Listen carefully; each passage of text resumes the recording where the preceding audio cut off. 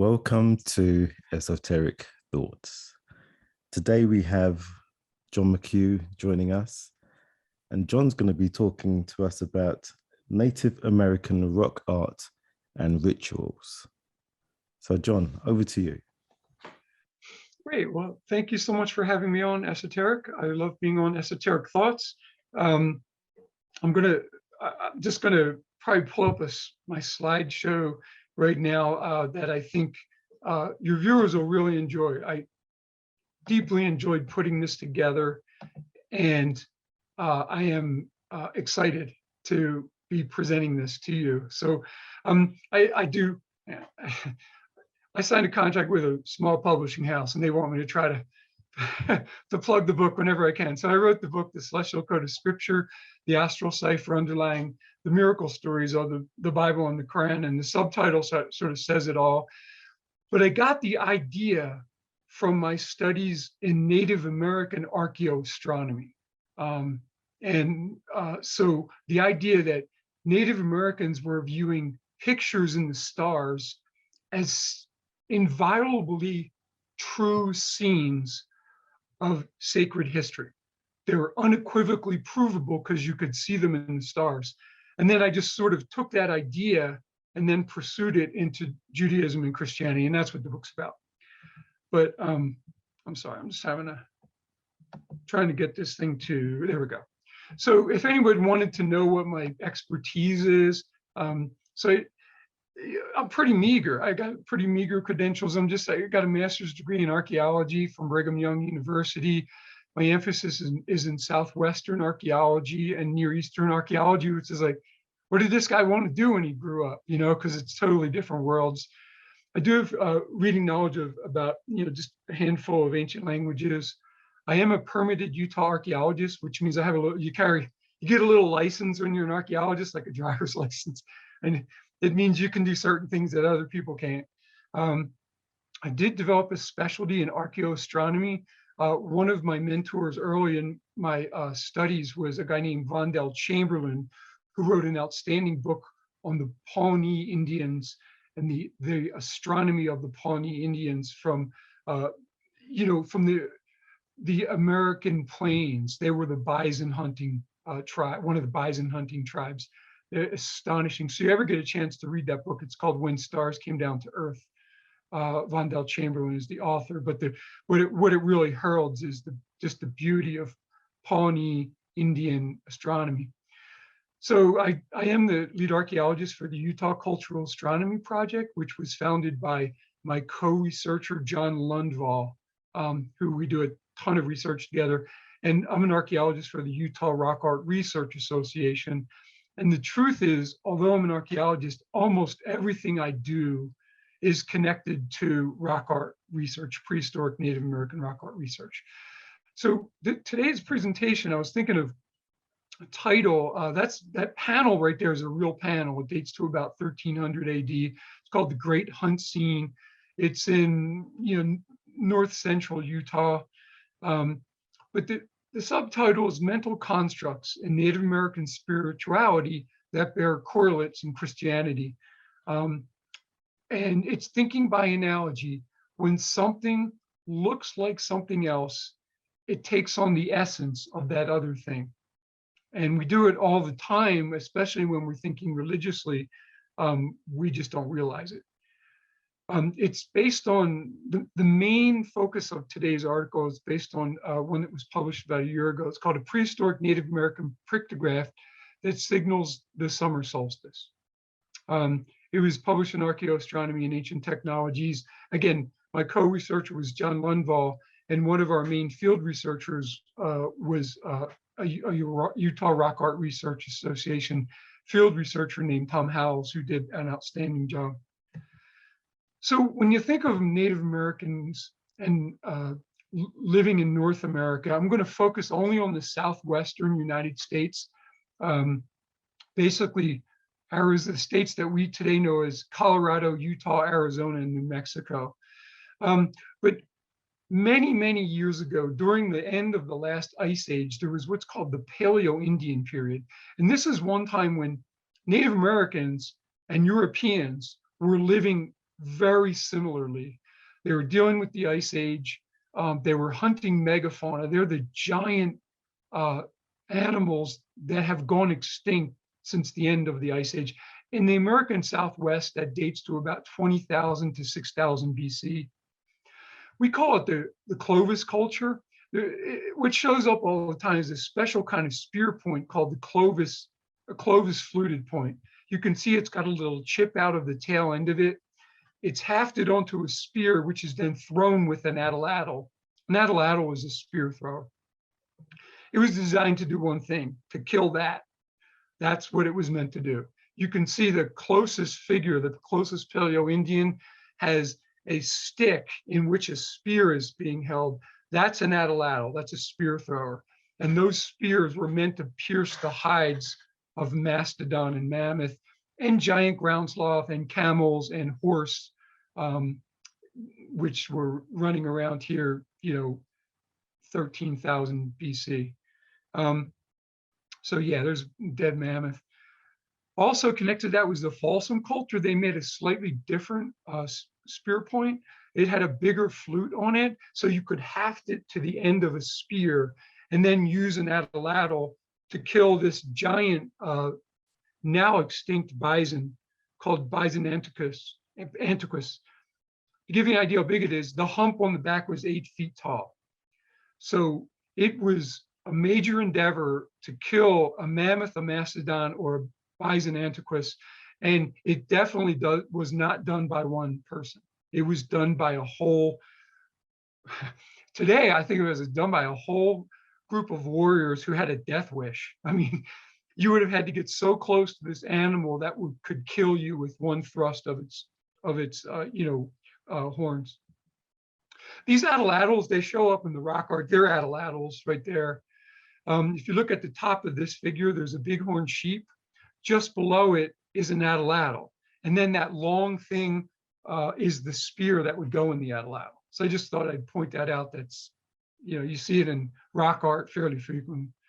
So you might want to say, like, so do these ancient megafauna show up in the rock art? Well, at times they do. It's rare because the rock art erodes away over the thousands of years that have gone by.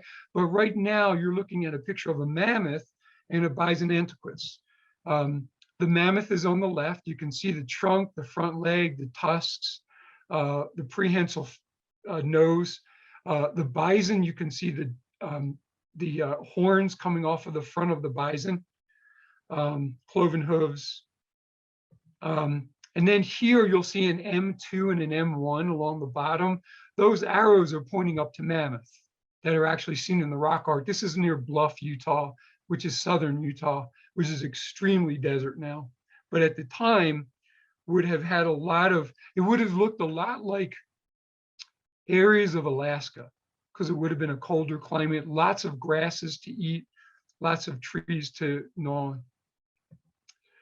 So the megafauna go extinct about 6,000 BC, and then there's a shift to the animals and plants that we see in the southwestern desert of the United States today. This period is called the Archaic period in North America. In the American Southwestern adaptation that I kind of have a specialty in, they would call it the Desert Archaic. It goes from about 6,000 BC to about 200 or 300 AD. It's basically people who lived during this time lived on an extended camping trip. You literally went to your food source. You might go into the pinyon pine areas and collect pinyon nuts for 2 or 3 weeks into the foothills of the mountains. Then you might go to an area and collect rice grass for 2 weeks. So they lived in these brush structures, basically sticks, logs covered with bushes and things like that. Pretty basic. And if you might, the ironic thing about the American Southwest is there are many tribes that never gave up hunting and gathering. So during the late 1800s, when immigrants were coming from Europe to go to, say, California during the gold rush, they were to counter Paiute Indians for instance, a structure is called a wickiup, and this is late 1800s. There's a picture of a woman circa 1900, maybe a little earlier. She's probably grinding acorns. with a pestle. Here's more Paiute Indians. This looks like Utah, maybe Nevada. Those baskets, these hunter-gatherer tribes, because they always had to move, they made baskets that were mind-bogglingly complex. They didn't have powder. Imagine making a basket that you could use as a water bottle. Like, that's how well they made baskets. Like, they're carrying their water with a basket. I wouldn't even know where to begin to try to pull that off. You also find a lot of hunting magic in the rock art that's archaic. You see these things called split twig figurines. They often show bighorn sheep or deer. That's what they look like in an excavation. They were first found, I think, in the Grand Canyon area of Arizona. This is what they look like when you find them in situ at an archaeological site. They also lived in pit structures that we archaeologists call pit houses. And this one's partially reconstructed so you can see what the inside looked like. You have a fire hearth in there. You enter and leave through a ladder in the roof. So that's what it would have been like. Almost everything I deal with when I'm dealing with a domicile or a home, that's what I'm dealing with as an archaeologist. I see the remnants of a pit house, and they're all over the place, and they just look like these little depressions. So what's interesting about the late desert archaic period is they did this kind of rock art that's called barrier canyon style. The best rock art specialist in the American Southwest is a woman named Polly Schaafsma, and that's why her name's in yellow. She thinks barrier canyon style dates from 500 BC to 500 AD. The recent luminescence dating has it 1 to 1000 AD. Feels really late to me. The typical archaeologist walking around in Salt Lake City would say, oh, barrier canyon style dates from 1000 BC to 500 AD. Only future studies will tell. The point is, these people are hunter-gatherers. They do not have agriculture. They go to their food source. They don't understand Western ideas of land ownership. And I'll just let the rock art speak for itself.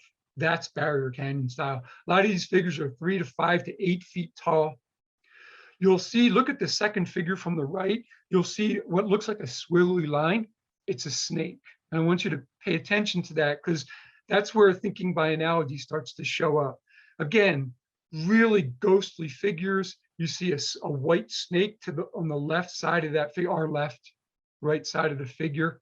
Very ghostly, probably in ceremonial garb, maybe a spirit.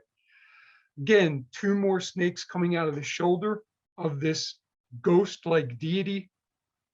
A lot of rakes too, and I'll get back. You'll see, whenever you see a rake, it's water flowing off the canyons. So when we get a thunderstorm out here in the canyons, you'll be sitting there under this rock alcove, and hundreds of waterfalls about this wide start flowing over the side of the canyon. And they look like rakes, like just water rakes coming down. And that's what you're looking at in the rock art. Water is what makes things grow out here, because there's not much water. So that's what they're doing there, the snakes and rakes. And I'll get to the analogy part in a second. Again, you see the one figure, you see a white snake-like figure. That is a snake, it's not like a snake. You see a lot of rake looking. Whenever you see a Native American image, just know that every color, every design, every shape has a symbolic meaning that a Westerner wouldn't understand. Notice all these figures, none of them have arms, none of them have legs. What does that mean? Well, there's no one around that can explain that unless you talk to some Native American elders, and they won't tell you. So again, notice the figure on the left with the rakes. If you're sitting at a rock alcove like I often am doing, and there's a thunderstorm occurs, you see the water come off the canyons in front of you. You're dry sitting in this rock shelter, and it comes off you, and it looks like rakes of water just flowing down, little cascades. Very beautiful. So anyway, this one's called the Great Gallery. This is one of the most famous rock art sites. If I remember correctly, all these figures are about life size, about 6 feet tall. You see the one figure has big ghostly eyes. A lot of figures don't have any eyes at all. one of the theories of a great rock art specialist, an art historian named Jim Farmer, is this is a portal to the other world. Some of the deities are coming out of the rock art towards you. Some of them are already out in our earthly world and going back into the spirit world. Hence, their back is turned to you and you can't see the face. Again, if you can ever read anything or see Jim Farmer speak, he's enthralling, fantastic. Again, you see rakes, and the beauty stands for itself. I mean, this is probably 500 BC. What else do you say? Just mind-bogglingly beautiful, and just brings up, how does that, the first thing that comes to your mind is, what does that mean?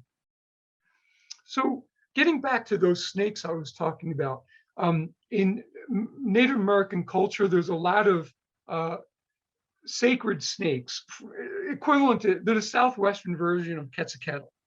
And serpents slither the way flash floods slither down the canyon after a flood, after a thunderstorm. This is what makes the crops grow. This is what makes the corn, beans, and squash grow. And they are deities in Native American culture. This one's Kalowizi, which is from Zuni Pueblo in western New Mexico. This is one of their deities. So snakes show up especially in the famous snake dance of the Hopi Indians at Hopi Mesa. They're literally, I mean, let me be clear, esoteric, and to your viewers, these guys are dancing with like rattlesnakes in their mouth. Like you're like, whoa! And they have they're priests, and they have a person with a feather that knows how to calm the snake while the other priest is dancing with it. Talking about trusting your brother. Astonishing. There's an image of a snake dancer, a Hopi snake dancer. It's around turn of the century. It's probably, I don't know, 1905. So one of the great mysteries, I'm really lucky to be out here in Salt Lake City because I'm not far from one of the great mysteries of the American Southwestern archaeology, which is the Pueblo sites. There's thousands of them in Utah and Colorado. And right around 1300 AD, they just get abandoned. Everybody just disappears. And let me be clear, they don't carry anything. They just disappear. Like they look like they just cooked dinner and then everybody left. And that's what it looked like when the first Europeans came out here and finally came to these sites again. So let me put that in an archaeological perspective. So you'll see the term in that picture. These are the archaeological, these are the farming cultures, agricultural Native American cultures designated by archaeologists. One's the Fremont, which is what I pretty much study every day. Another one's called the Anasazi, which is a little further. It's on the other side of the Colorado River. So the Fremont Anasazi down there, where it says Fremont and Anasazi, and there's a line, that line's the Colorado River. And then you have the Mogollon, which is mostly New Mexico, and it goes down into Mexico. And you have the Hohokam, which are mostly Arizona and Mexico. And the Patayan I'm not going to deal with right now because they're a designation that is very complex and it would just bore your viewers. So anyway, I want to make something clear. Look at the Fremont and the Anasazi. When you read old, when I say old, within maybe 20 years or older, you'll see references to the Fremont and the Anasazi as if they're separate cultures. Now together, they're identified as ancestral Puebloan because they are the ancestors of the peoples that eventually migrated into New Mexico and Arizona and set up the Pueblos where Native Americans inhabit today. So put it in a little more perspective. I'm just looking at the Fremont and the Anasazi. And the reason they went to ancestral Puebloan is Anasazi is so can I say this tactfully? So there are Puebloan peoples who are agricultural. About 1100 AD, they started encountering hunter-gatherer cultures that are not agricultural. And it's always been this friction between agriculturalists who understand kind of land ownership and hunter-gatherers who just see themselves as part of the land. So the Navajo have a very large population. This is called, by the way, the Four Corners of the United States, because it's where the state of Utah, Colorado, New Mexico, and Arizona meet in Four Corners. There's actually a monument there that little kids love to go to. It's called Four Corners National Monument. And you can put your hands and feet in 4 different states. Little kids think that's the last word in entertainment. And then there's usually, Native Americans down there to take pictures with and stuff in full regalia. It's if you're a little kid, it's wonderful. Anyway, Anasazi is a hunter-gatherer term. It's a Navajo term. It means it basically means enemies of our ancestors. So when they looked around and they looked at all the abandoned pueblos, the Navajo Indians said, "Oh, they are the enemies of our ancestors," because the Navajo are a hunter-gatherer tribe. So there's this great abandonment. For instance, this is in Colorado. This is Mesa Verde, just gigantic cliff dwellings built beautifully into the side of walls, 200-300 feet above the floor, the canyon floor. This is Chaco Canyon. And like one pueblo has like 900 rooms. Chaco Canyon, if you can ever go, is literally a city in the desert. It's astonishing. The rock art is amazing. The archaeoastronomy is amazing. We could focus on a whole segment on that. But I want to just go back to that whole abandonment. So Utah and Colorado has literally thousands of sites that just get abandoned. And they come down, and these Puebloan peoples, these ancestral Puebloans, found the Pueblos where the modern Indians today, the Pueblo Indians today live. The great number on the right side of your screen along that line, that's the Rio Grande River, the Rio Grande River. Notice there's an orange arrow next to Jemez Pueblo. So Jemez Pueblo, the mitochondrial DNA shows that the Fremont Indians that I spend a lot of time studying are their matriarchal line is definitely connected to the Jemez people of of the Jemez Pueblo. And then please notice on New Mexico there where the line between New Mexico and Arizona is, it says Zuni. Zuni is a Pueblo we're going to refer to numerous times throughout this presentation. And then there's 13 different Hopi Indian Pueblos. The Hopi are another type of Puebloan tribe. Again, 1300 AD, giant, astonishing abandonment. Here's an example, my wife and I, one of our recent trips to Taos, New Mexico, that's the most northern Pueblo. You can see there's like trucks parked next to it on the left and stuff. It's built in 1400. That's kind of old, it's astonishing. You go there. We were like speaking, the native tongue and making pottery. It's just remarkable. This is Jemez Pueblo, a picture from 1915. So this is at least one of the Pueblos where the Fremont Indians eventually emigrated into. This is a Hopi farmer in, I think, 1902. There's the black and white of him. This is on the Hopi mesas where the Pueblo Indians of the Hopi live. And this is what his cornfield would have looked like. Again, so now we're looking at that Fremont Indians of Utah. And there's one rock art figure I want to show you. We call it the oar-headed anthropomorph. It's a pictograph. It's the ugliest term I could ever think of, but you have to use all these scientific terms. I assure you, that's not what the ancient ancestral Puebloans called it. So we're going to be looking at what my research partners and I think is the Fremont people's summer solstice deity.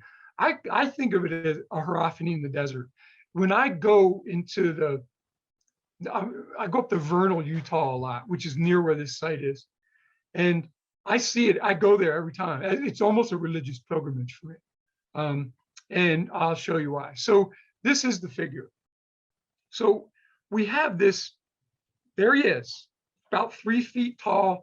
Foskett shows up on archaeological surveys in the 1951 survey, but he was known about before that. red, painted in red hematite. Notice there is a red bent staff, which is peculiar because in Fremont Indian rock art, that staff is usually straight. It's really crucial. Another thing I want to point out in this figure is a slightly different angle, slightly more of a close-up. Notice there are like what looked like built bullseyes that are carved in as petroglyphs underneath the figure. That's the older calendar. So the sites that we're looking at shifted to agriculture in about 250 AD. This pictograph dates to about 1100 AD, we think, just on stylistic reasons.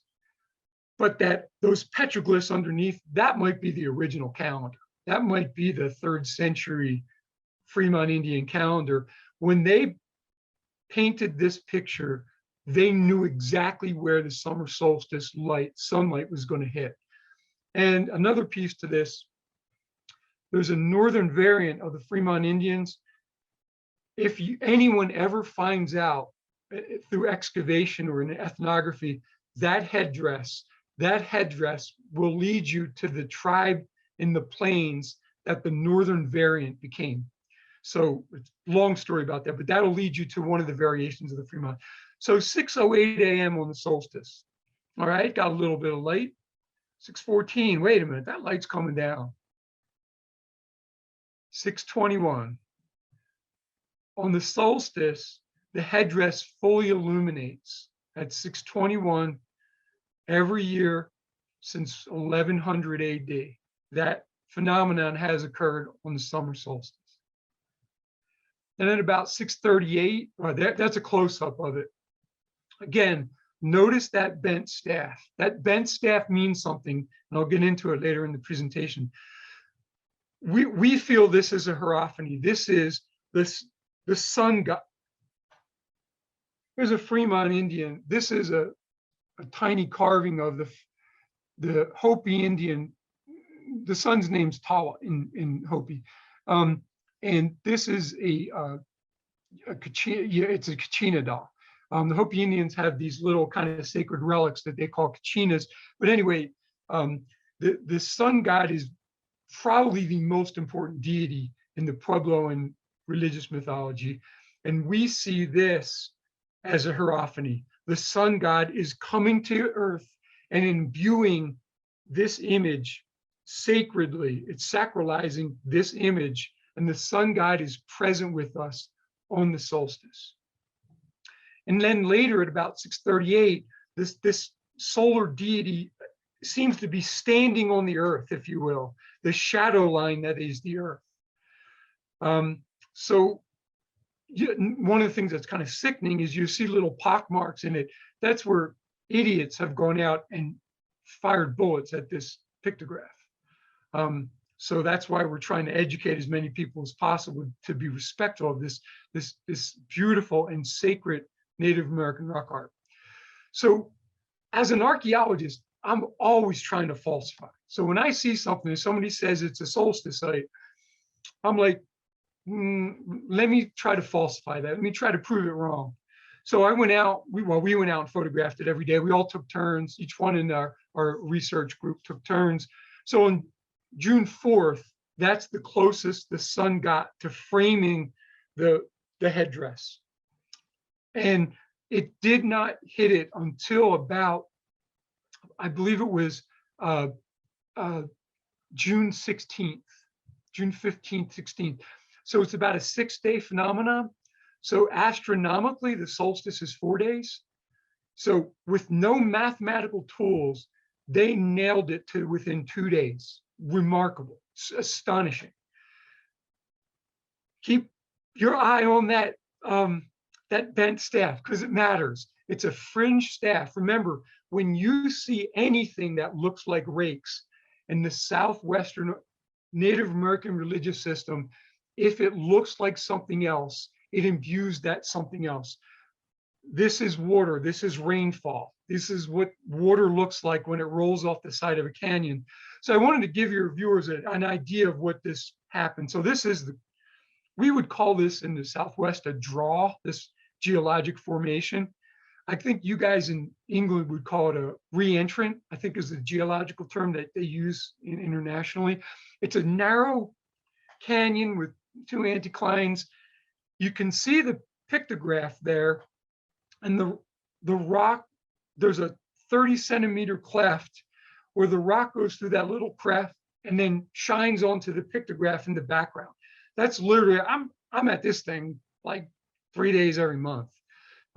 So this is really almost an outdoor church to me when I go there.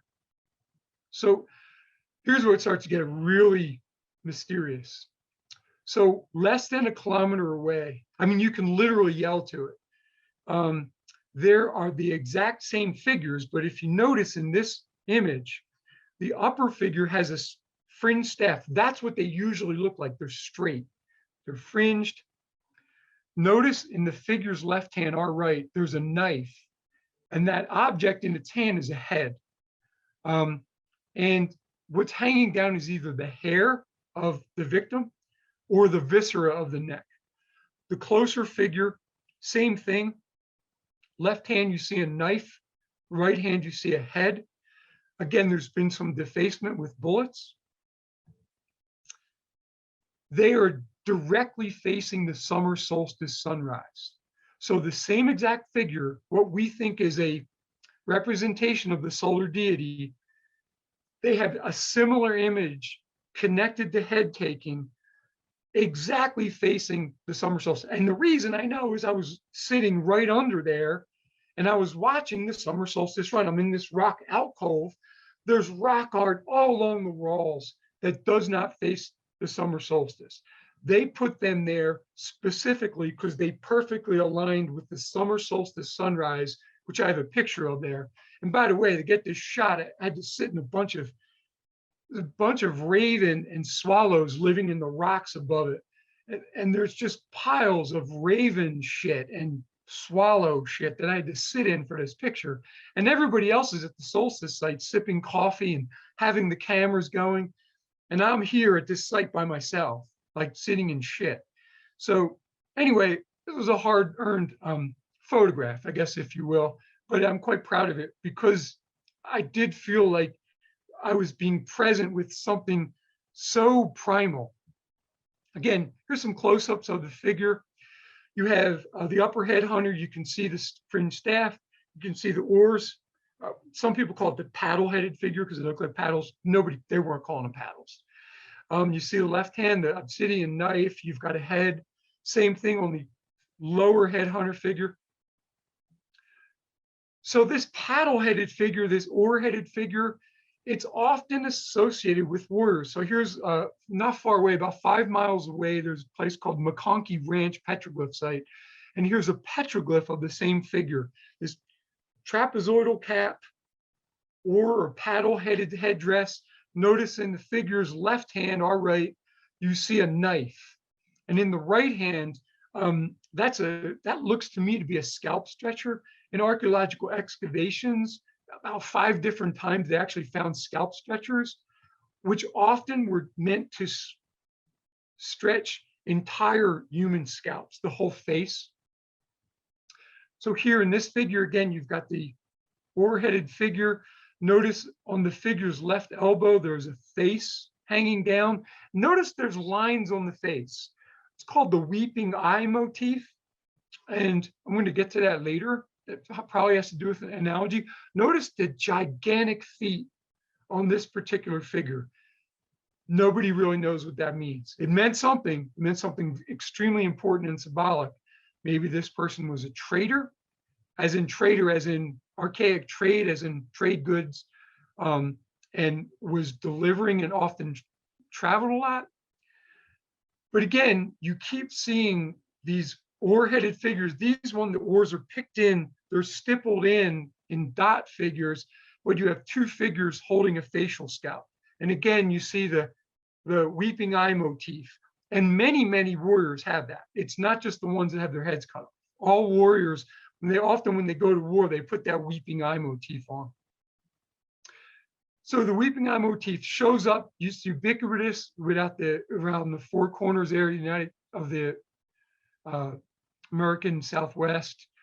It is associated in ethnography with warriors. That's how they decorated their eyes before they went to battle. Sometimes when they went hunting. We've actually found facial scalps that have been cut off. This one's from an excavation in 1919 by an archaeologist named Kidder. That is probably what you're looking at in the rock art. You can easily even see the loop where they hung the scalp. So every Puebloan society had a scalp fraternity or a scalp society. They were a fraternity of warriors, and they practiced ritual scalping of enemies. It wasn't like going around killing people for no reason. You had to delineate your territory, and if someone encroached upon your territory as an agriculturalist, that things aren't going to work out well for that person. And you had to make it that way, because if you're dealing with hunter-gatherers, there's a chance they're going to come in and take all your corn in the middle of the night. So you've got to defend yourself against that. So this is a scalp at the top of the scalp pole at Zuni Pueblo in western New Mexico. This is 1888. So some of the Rio Grande, they call them the Eastern Pueblos, Picuras and Islita Pueblo. This is an image, the Hopi image of the sun god, named Tawa in Hopi. And the sun god is described in ethnography as a decapitator. That's one of the things the sun god does. So we're feeling that this decapitation is ritual decapitation. It's not like war, bloodthirsty decapitation. It's got a religious meaning to it. So is there a connection between scalp taking, the summer solstice, and the weeping eye motif in ancestral Puebloan thought? And I don't like the next section. Please hear me when I say this.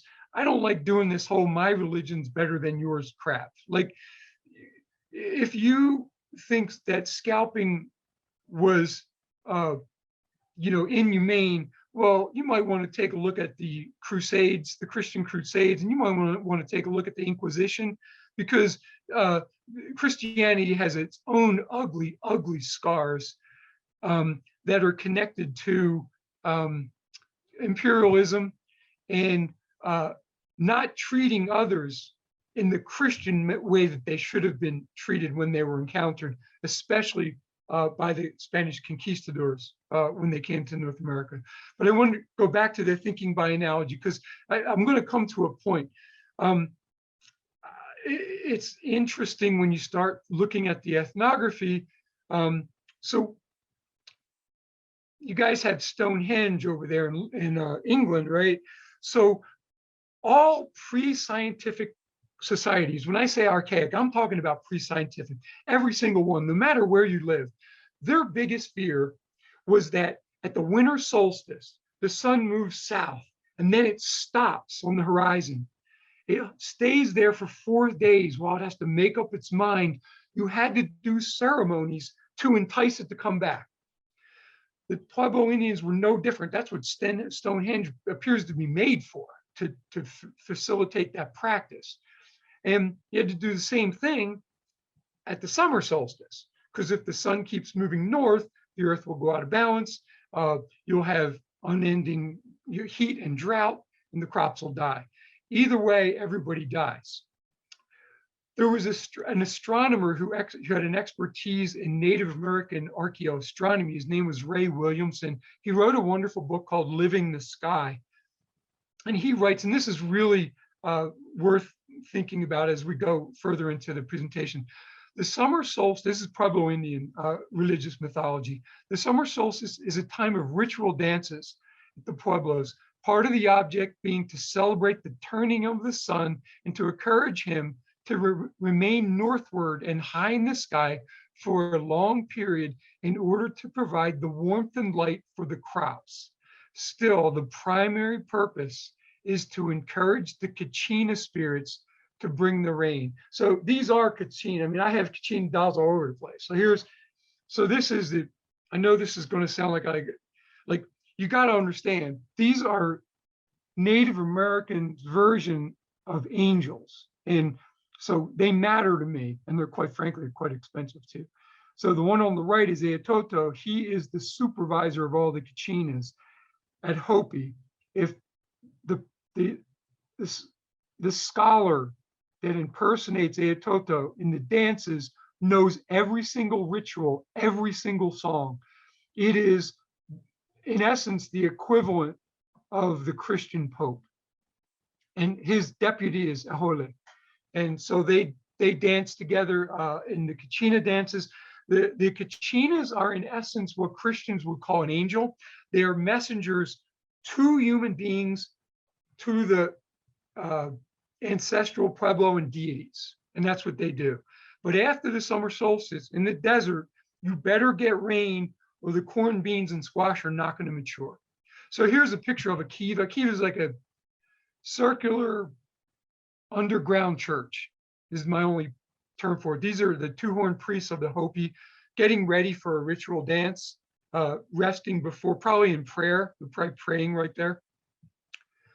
On the left, you see some different Hopi Indian Kachinas.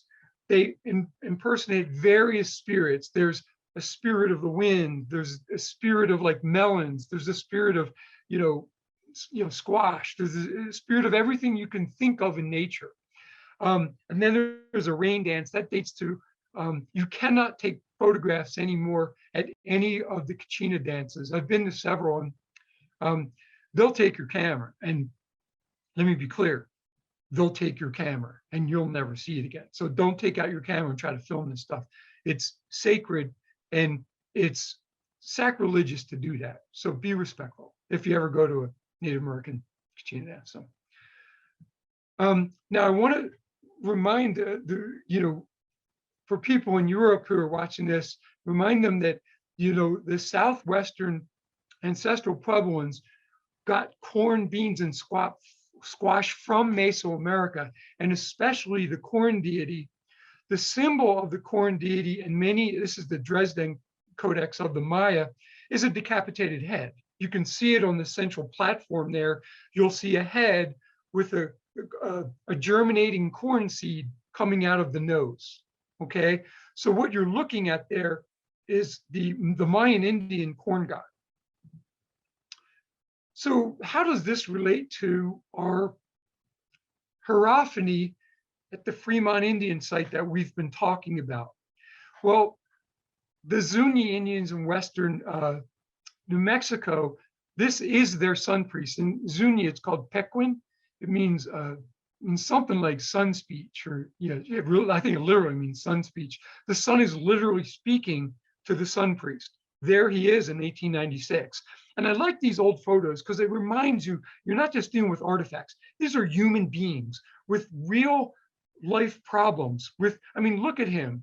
He is in charge of all of the ceremonies. He's got to commence every ceremony for his tribe. He's got to plant his field. He's got to care for his wife and children. He's got to fend off anyone who tries to harm the tribe, with a war club. So, the cares of the world are on his shoulder, and it touches me when I look at this. His sun shrine is right there. This is one of the sun shrines he would have used. You can see there's a slab in the middle that has a picture of the face of the sun on it. And it looks a little bit like my Hopi Indian sun Kachina, Tawa, the sun god. So this is real stuff. The sun is a deity, a living deity. And it keeps you alive. And don't forget that. So they also used calendar sticks. So one of the ways the sun god would keep, one of their magic was they didn't have to just know the solstice. They had to be able to predict it by a certain number of days. So this is a Pima Indian calendar stick. I think this is late 1800s. I can't read this one because it's a hunter-gatherer tribe that I'm not totally familiar with. This is a Hopi Indian calendar stick, and this looks like a lunar calendar stick. And looking at the number of lines, I counted them off and stuff. It's very likely a lunar calendar stick, but they would use some kind of tally device to mark. So they had a symbolic system to say, okay, I know the summer solstice is going to occur 20 days from now, 15 days from now. They've got to make the announcement to the pueblo so they can make the ritual foods. They can paint their masks. They can get all the ceremonial garb. They can practice their dances and songs. They've got to do them perfectly. You've got to do it perfectly. So the sun priest had a lot of responsibility. And so we were wondering about, like, yeah, that marks the solstice. Remember that oar-headed figure marks the solstice. But what about him makes him so special? So Tom Howells, one of our research partners, he takes this picture on June 10th at like 6:08 in the morning, 10 days before the solstice. There's no other rock art with that bent frilled staff. They're always straight. They bent that that fringe staff because that marks the summer solstice. When you see that, the summer solstice is 10 days away. The sun priest would look at that and say, okay, now I know, let me make the announcement to my community. We've got to get the songs ready. We got to get the dances ready, the foods ready, the masks ready. We got to repaint them. Everything's got to be in place, sort of the way a Christian would celebrate Easter, maybe. So anyway, my point is that for me, this was more exciting than the actual summer solstice image, because you're getting a glimmer of archaic thought right there in that picture. And it enthralls me when I get a glimpse into archaic thought and become one with the person who painted that picture, even if for a few seconds. So have your viewers look at that image and know that you're 10 days out, that was a crucial moment in the mind of the sun priest. So anyway, so I'm showing the Zuni sun priest there, but the Fremont people who lived up here and who painted this pictograph in around 1100 AD would have had a sun priest just like the one there at Zuni, doing the same thing. So what about this whole scalping thing? Why would scalping have to do with the summer solstice? Well, we talked a little bit about it. You can see it in some of the ethnography. So I always delve into Puebloan ethnography and I read lots and lots of it. So a woman named Matilda Cox Stevenson said that at Zuni in 1901 and 2, the scalp ceremony is still held every 3 or 4 years to please the gods of war, that they will intercede with the Sun Father and the Council of War Gods for rain. That's their point. By the way, the war gods, they're Venus, and I can show you pictures of them at another time. Elsie Clues Parson, another world-class anthropologist that was living with the Tewa-speaking tribes along the Rio Grande River, she says, the Tewa-speaking Pueblos refer to scalps as posee, light rain. Ruth Bunzel, again, who's at Zuni, the sun priest proclaims, with bloody head, the enemy reached the end of his life. And then this segues into a description of how the Zuni beast of as like animals. The bow priest says, then we tore from the enemy his water-filled covering. That's what they call a scalp, a water-filled covering. For whatever reason, the belief being that if I can scalp you, I can make it rain. Now, there's not a one-to-one correlation there. We thought really long and hard about that. But I want to go back to those those weeping eye motifs you see on the warriors as well, not just the scalps. So at the pueblos of Nambe and Isleta, scalps are called pasei, which is light rains. And the people say that we are going to have a little rain. The posei are crying. The scalps are crying. And every Pueblo Indian culture had relics. They had all these scalps that they kept in a sacred room that were brought out during certain ceremonies, especially for rainmaking. And here's where we started to put this together. So there's a place in southern Utah called Grand Gulch. Make no mistake, this is an outdoor museum. This is one of the most astonishing places you could ever go to. One of the caves there, I think it's cave number 7 in the excavations, they found 90 bodies that appear to have been captured and tortured. And some examples, the skull at the left has cuts all along it, where it was definitely, there was ritualized scalping going on. The central picture, the mastoid process of this one is cut. You can see the arrow there. The mastoid process, what you need to do to scalp someone, you got to cut back there and get the scalp off. Then you see intentional deformation of the nose, maybe due to scalping, but you have unequivocal perimortem defacement of human beings, torture. This is before they're dead, unequivocal. And our thought was the weeping eye motif, so much of Puebloan thought. You think of rakes that represent water. You think of snakes that represent flash floods. If you can hurt your enemy badly enough to the point where you can bring tears to his eyes, and he's a profound, strong warrior, those tears that are coming out of the face of this person could create rain. And we feel that that's why it was so important. This weeping eye is so ubiquitous in Southwestern warrior cults. So take it for what it's worth. And if people disagree with that, you can read the paper and cite a bunch of people, but I want to go back to something. So that is all thinking by analogy. I'm going to go back to Jesus at the Last Supper. Jesus says, I am the bread of life. Whoever comes to me will never hunger again. Whoever believes in me will never be thirsty. Jesus is saying, I am the bread of life. Eat of my body. Like that's thinking by analogy. It's the same exact kind of thinking that Pueblo Indians are doing when they're trying to control rain. Jesus is saying that bread is an analogy for my body. And when you take this blessed bread in, you are taking me in, and I am sanctifying your soul, purifying, strengthening your soul so that you can be the best person you could be, And I want to just also say this. So there's an image of the summer solstice sunrise, the winter solstice sunrise, and the equinox sunrise.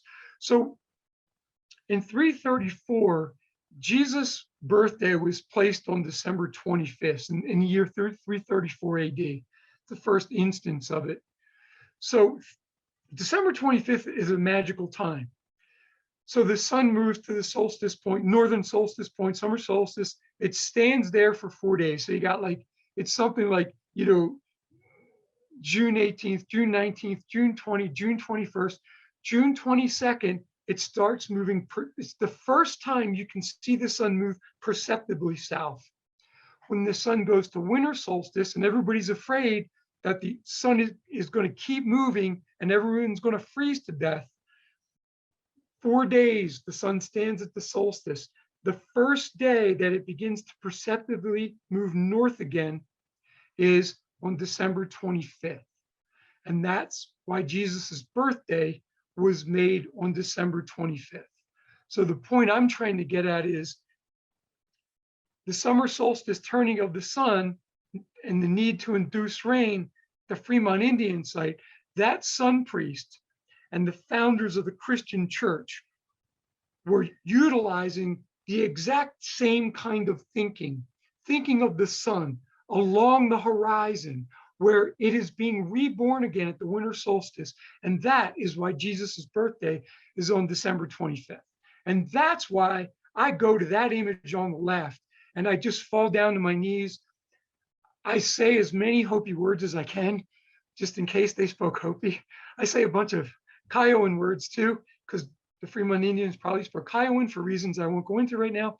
Anyway, the book I wrote is called The Celestial Code of Scripture, the Astral Cipher Underlying the Miracle Stories of the Bible and the Quran. I do go into a section on Native American archaeoastronomy because it's where I got the idea. So anyway, thank you all for listening to that. I hope it wasn't too pedantic. I hope I could convey my passion for the sacred that you just saw. You just saw a piece of divine truth that is ubiquitous throughout humankind. And divine truth is beautiful. John McHugh, thank you. My pleasure. Thank you so much, Esther. Thank you for watching Esoteric Thoughts.